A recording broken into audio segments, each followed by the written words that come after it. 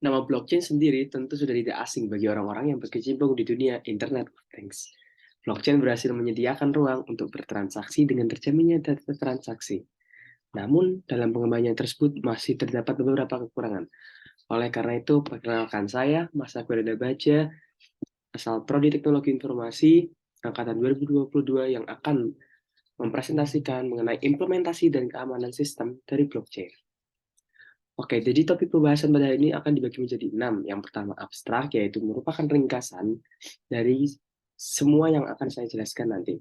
Yang pertama, kedua adalah pendahuluan, di mana pendahuluan akan berisi gambaran awal sebelum masuk ke inti dari masalah yang akan saya jabarkan. Yang ketiga adalah metode penelitian, yang keempat hasil dan pembahasan, yang kelima kesimpulan, dan yang terakhir referensi. Langsung yang pertama abstrak. Kehadiran teknologi blockchain yang pada akhir-akhir ini muncul menawarkan alat yang menjanjikan untuk memungkinkan keamanan intrinsik dalam sistem Internet of Things atau IoT. Berasal dari sistem Bitcoin, blockchain telah menarik perhatian komunitas akademik karena desentralisasi, keabadian, anonimitas, dan kemampuan auditnya. Pengembangan yang telah dilakukan beberapa dekade terakhir membuat blockchain dapat diterapkan untuk berbagai sektor yang ada di dunia ini dan tidak terpaku pada sektor keuangan saja. Pada sektor medis contohnya, pembelian obat menggunakan aplikasi seluler yang terintegrasi dengan cryptocurrency akan menjadi sebuah inovasi menarik di masa mendatang. Namun, betapapun menariknya teknologi dari Internet of Things ini, tentu keamanan data menjadi salah satu kendala yang dihadapinya. Karena penggunaan data yang salah dapat menyebabkan beberapa kerusakan. Mulai dari kerusakan yang kecil, yang tidak terlihat, seperti minor bugs, hingga kerusakan besar yang bahkan bisa merusak sistem itu sendiri. Oleh karena itu, blockchain hadir sebagai teknologi yang dapat mengatasi salah satu permasalahan ini karena sistemnya yang terdesentralisasi dalam berbagi data. Oke.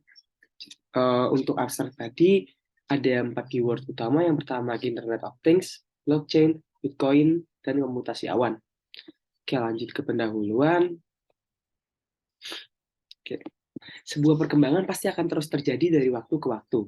Sifat alami manusia yang rakus akan rasa ingin tahu, akan memaksa untuk terus berpikir, menemukan hal baru yang dapat bermanfaat dalam membantu segala kebutuhan hariannya. Segala permasalahan sehari-hari, mulai dari hal kecil hingga hal yang besar, akan dicari caranya oleh manusia agar dapat terselesaikan dengan mudah dan cepat. Segala sesuatu kini dilakukan secara daring dan terhubung dengan internet, mulai dari sektor ekonomi, kesehatan, sosial, dan lain-lain. Semuanya dilakukan secara daring karena internet memberikan kemudahan dalam menjalankan segala aktivitas. Akibatnya, semenarik apapun Internet of Things itu, kemajuannya telah menghadirkan tantangan baru terhadap keamanan dan privasi. Internet of Things perlu diamankan dari serangan yang menghalangi penyediaan layanan yang diperlukan, selain yang menimbulkan ancaman terhadap kerahasiaan, integritas, dan privasi data.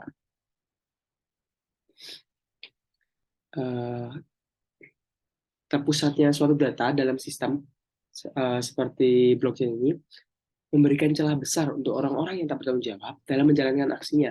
Meskipun akses data dibatasi melalui enkripsi dan akses kontrol, tetap saja semua data pengguna itu terpusat di satu tempat, di suatu sistem.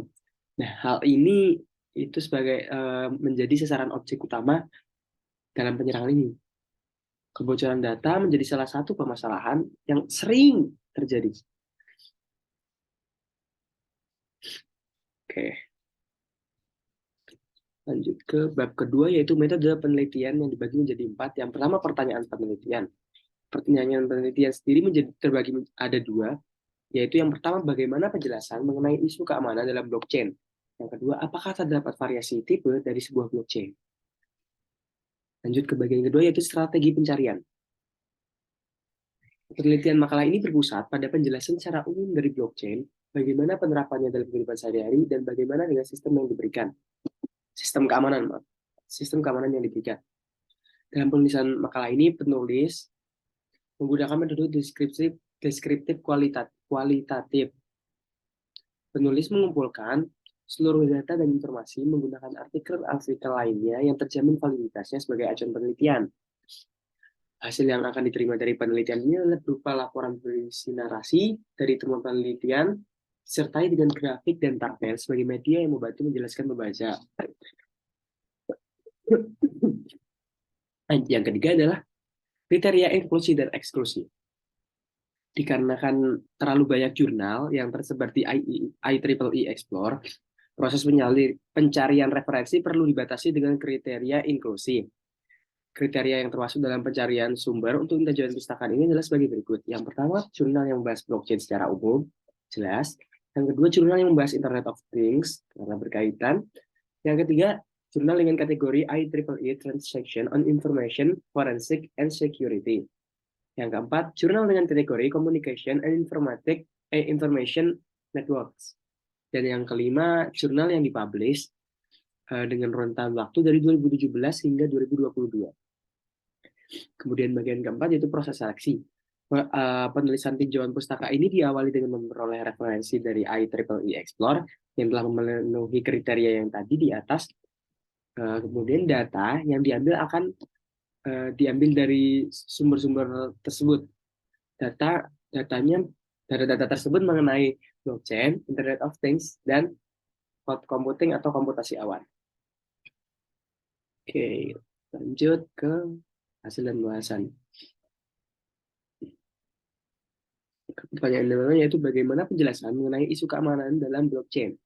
Isu keamanan dalam blockchain sendiri saya membagi menjadi lima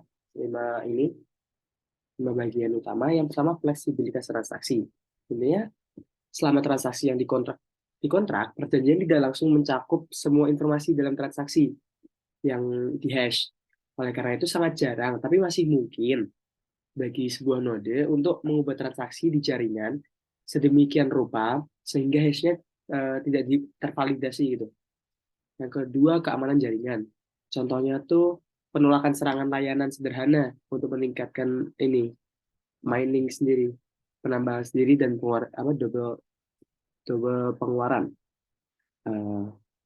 Dalam serangan ini biasanya penyerang memilih dan menyembunyikan informasi dari satu atau lebih peserta, kemungkinan dengan menunda pengiriman blok ke sebuah node. Yang ketiga, privasi. Tentu, kerahasiaan dan privasi itu masih menjadi perhatian utama dalam transaksi blockchain, karena setiap node itu kan dapat mengakses data dari node lain.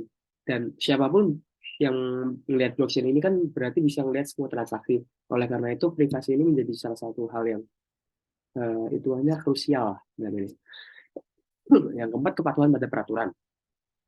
Menerapkan aturan teknologi blockchain di sektor hukum dan keuangan itu dalam mata uang non-Bitcoin itu menciptakan tantangan regulasi. Yang kelima, aktivitas kriminal. Proses yang dilakukan secara anonim pada aplikasi pihak ketiga membuat sulit untuk melacak perilaku penggunaan dan memberikan saksi yang sah. Aktivitas kriminal yang melibatkan Bitcoin itu sering banget melibatkan ransomware, pasar bawah tanah, dan pencucian uang. Kemudian masih ada beberapa masalah lagi seperti penyerangan BCP, kemudian penyerangan GFT, dan masih banyak isu-isu keamanan yang ada dalam blockchain ini, dalam Internet of Things. Oke, lanjut yang kedua. Apakah terdapat variasi tipe dari sebuah blockchain? Variasi tipe dari sebuah blockchain sendiri terbagi menjadi tiga yang utama. Yang pertama itu blockchain publik atau tanpa izin. Dalam blockchain tanpa izin atau publik, peserta sistem nggak perlu izin apapun untuk bergabung dengan jaringan. Jadi blockchain ini benar-benar terdesentralisasi karena semua peserta dapat dalam berpartisipasi dalam proses konsensus. Membaca dan mengirim transaksi dan memelihara buku besar bersama. Yang kedua yaitu blockchain yang diizinkan atau swasta. Jadi blockchain yang diizinkan atau swasta ini dirancang untuk satu organisasi, istilahnya pribadi lah. Mereka peserta itu diperbolehkan untuk bergabung dengan jaringan hanya dengan undangan dan memainkan peran khusus untuk memelihara blockchain secara terdesentralisasi. Blockchain pribadi berbeda dari blockchain publik karena hanya beberapa orang yang berwenang yang diizinkan untuk bergabung dengan jaringan dan mempertahankan blok yang ada. Blockchain ini tentu dianggap lebih aman dan efisien daripada publik karena hanya peserta yang dikenal yang bergabung dengan jaringan dan gangguan juga dilindungi oleh hash dan konsensus peserta seperti dalam kasus blockchain publik. Yang ketiga, blockchain konsorsium. Blockchain konsorsium itu juga blockchain pribadi, tapi dimaksudin untuk banyak organisasi. Jadi hanya peserta yang diundang dan dipercaya yang diizinkan untuk eh, bergabung dan berdinamika untuk memelihara jaringan. Proses konsensus dalam jenis ini relatif lambat dibandingkan dengan blockchain privat pribadi tadi, tapi lebih cepat daripada blockchain publik. Untuk keamanan, blockchain konsorsium menangani informasi dengan cara yang lebih terlindungi untuk perubahan dibandingkan dengan blockchain pribadi. Peretasan juga dilindungi lebih baik dalam blockchain jenis ini berdasarkan langkah-langkah keamanannya yang lebih baik karena pesertanya itu dari banyak organisasi. Oke, sudah masuk ke penghujung ini yaitu kesimpulan.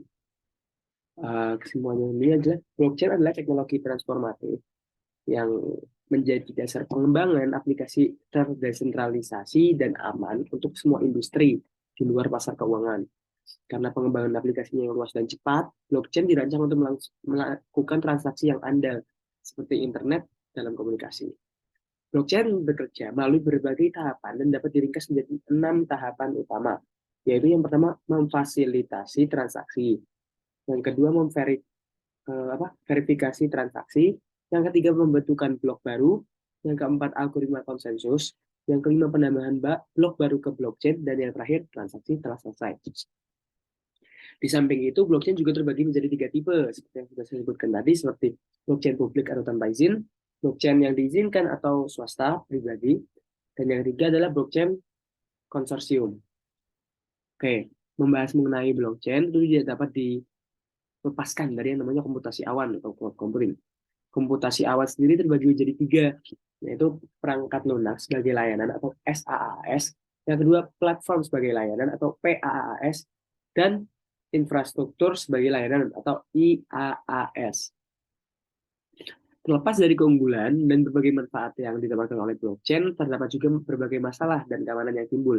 Misalnya fleksibilitas transaksi, keamanan jaringan, privasi, kepatuhan peraturan, dan yang terakhir aktivitas kriminal.